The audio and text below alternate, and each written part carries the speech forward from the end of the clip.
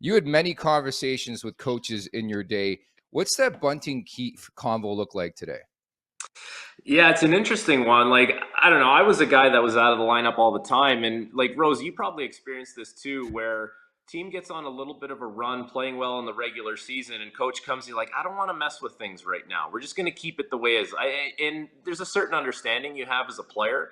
And so if you do that in the regular season, where games don't necessarily mean as much, and you just won 3 games in a row in the playoffs, like, don't you think you stick with that philosophy here? It's different if it's Marner or Nylander or Matthews coming back into the lineup, but like Michael Bunting's a good player. 23 goals, almost 50 points. But you're actually like not quite sure what you're getting from him right now on a night to night basis. So like if that's a conversation I'm the coach and I'm having, I'm saying, listen, everyone's sacrificing this time of year. I got guys blocking shots left, right, and center, putting everything on the line. Like right now, your sacrifice is probably you're going to stay out of the lineup one more game. Like we owe it to this group that's been really busting their ass here and finding ways to win games to give them one more look at it. And you need to be a good teammate about it and be okay with it and be a positive, positive influence around the group. And I would imagine like if you kind of see into the future here, you're on this team, you look around, you're like, this team actually has a really good chance at winning. Like I'm not going to be a guy who's putting my ego in front of that. So as much as we're talking about it, and Michael Bunting's a good player, like I happen to know Michael Bunting very well. Like we trained together for 2 or 3 summers here in Toronto. With all that being said, like you don't want to mess with a good thing. And it doesn't mean he doesn't come back in at some point, but for game 5, you kind of just owe it to these guys to be like, here you go. Go win another game as a group. Yeah, I would have to agree with you. I like that school of thought. Whether they do that or not, Frankie, I'm not sure. But yeah, I mean, 100%. You hit the nail on the head when when things are going well for a team and you're out. Usually, you just got to kind of bite your lip and wait for the tide to turn and step in when you need to. My position's different than Michael Bunting's is. Obviously, like you say, he's kind of a polarizing player on this roster, and some people love him, some people aren't so sure about him. But like you said, and you can touch on it more than me, but nothing that I've heard from him would suggest he's anything but a good team guy and a solid guy in that locker room. So I imagine if Keefe did go that direction and spell it out to him like that, like, hey, this is bigger than you. We need to go this direction. Sit one more out. Be a good team guy, rah rah, and you understand that and accept it completely. Then that could work out in the Leafs' favor, and I hope it goes that way. Personally, I just have this feeling they're going to shove him back in there just because they can. Isn't it amazing how good communication can solve so many problems in a dressing room? Like, how many times throughout your career were you sitting there and you're like, kind of in the dark on this? I'm guessing. I don't know what this guy's thinking.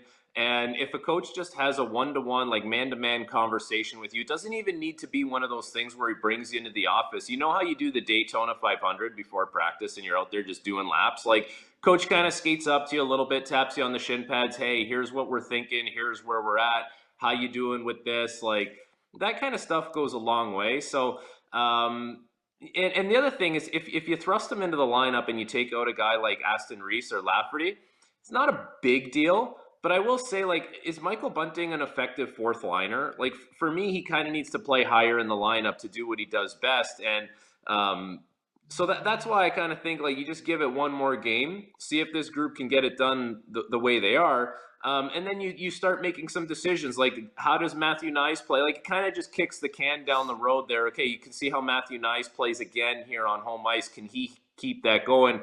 Or does he kind of fall into that, young player deer in the headlight routine, but he hasn't yet. So I think it's just one of those things where you try and buy a little bit more time before you bring him back in. I want to get you guys to speak of this. And Rosie, we can start with you. How is Michael Bunting received in the room after coming back from that 3-game suspension? Just knowing the moment, knowing where this team was in game 1. Well, it's not like he's been sent home and they haven't seen him and he walks in the door and everything. He's been around. He's been skating with the guys. He's training. He's in the room. He's seen. And I just think it's just old hat for those guys. These guys have been in and out of the lineup. You got guys that are injured, guys that are scratched, guys that are this and that, and you've ran 11-7, and some guys are in, some guys are out. So you're used to seeing guys that are in and out of the lineup, kicking around, and whether he's putting his gear on that night or not, I don't think is a huge deal. But these guys know who he is and what he's like as a person, and whether he did something that affected the team or didn't work out in his favor there in that game one, it's kind of irrelevant. I think that everyone's focused on themselves, team first, and if he puts his gear on, he's in the lineup or not, I don't think it makes a big difference to that group. Everyone's kind of focused on what they're doing and what their role is. Yeah, I mean, it's interesting when a player comes back into the lineup, like there's always a little bit of hype around the guy, like how much money you putting up on the board, how much you want this win, stuff like that. And I think there would be a lot of positivity around the room, especially before the game with him when he does come back into the lineup. But like with that being said, like I think Rosie kind of touched on it there. Like you need to be part of the solution, not part of the problem. And like even look at last game, Leafs get some pretty favorable calls. Like they're going to the power play in the third period, they're going to the power play in overtime. You got to kind of figure if that's Michael Bunting in that situation, you might not get the benefit of the doubt. It's just a different complexion with the way things have gone for him right now.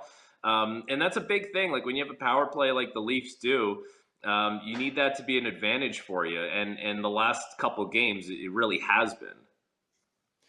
Yeah, speaking of that, I wanted to ask you, Frankie, you're watching a lot of hockey this postseason, and I mean, talking to people out on the street and, in real life, there's just so much misunderstanding about what's going on with the refereeing. What is your thoughts on the refereeing? It's always kind of a topic of conversation, especially in the playoffs, but it seems more this year than ever, possibly. People aren't sure what to expect, and it's not very consistent. Are you noticing that?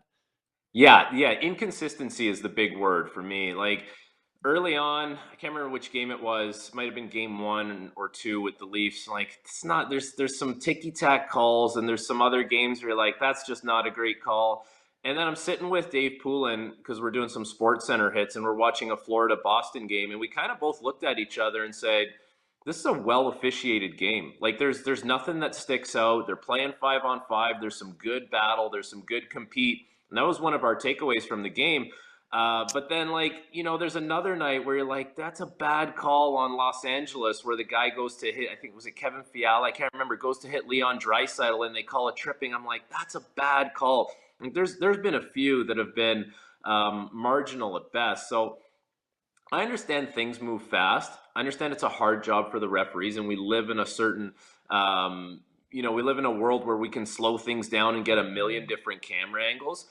You could probably echo this as well. You just want to know what the standard is on a game-to-game basis. Like if you're going to call a cross-check in the first period that's a softer one, then you kind of know, okay, I can't do that, and that's going to be called every time in this game. I think players right now are struggling with where that line is.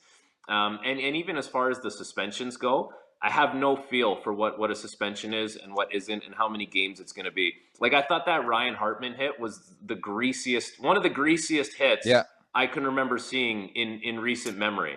Like it's not even close, and he gets 1 game, and Bunting gets 3 games. And I didn't want to say it at the time because I didn't know if it was controversial, but I know now for sure, like just in my head, that is 100% George Peros sending a message to Bunting saying like, I know you're a rat. I was a fighter when I played, and I hated rats, so I'm going to give you a little extra tax on this one. It's hard. I like it, man, because it's just fascinating too. Because like Ryan Hartman doesn't have this picture perfect, sort of background either, and they sort of left him off the hook. Even looking at the Caleb McCarr suspension, I thought it could have easily been 2 games, but certainly we look forward to Michael Bunting's return here. Now, you had a unique relationship with a former Maple Leafs head coach. I'm not going to mention his name on this show because fuck him.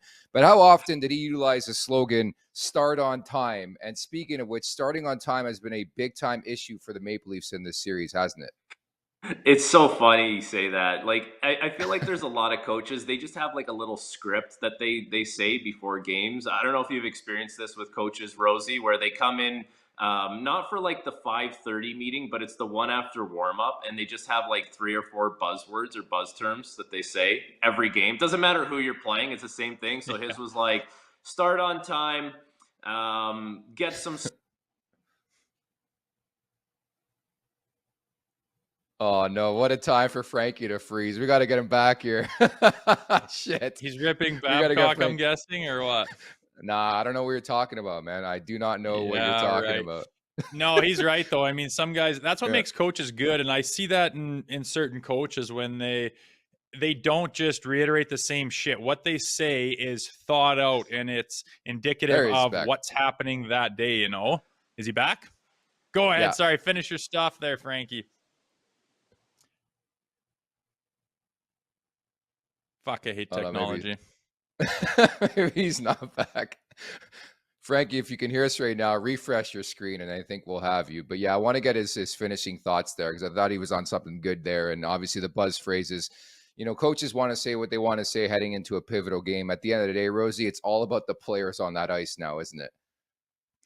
Yeah, and that's what's hard about hockey and hard about team sports is it's not just one person who can get your head right and collectively be feeling it that day. You got to get like 20 members all kind of pulling the wagon in the same direction, and it's difficult to do sometimes. And they need to figure it out now to start this game big. I mean, you want to send a message to the rest of the East and the Tampa Bay Lightning and the naysayers of this Toronto Maple Leafs team. You come out and you put together a hard beginning and you start the game properly. You get a lead. You play good, solid hockey at like real defensive, offense, smart, hard-nosed playoff hockey, and you win this game 5. I think you're sending a message to the whole East that holy shit, these guys are actually for real this year.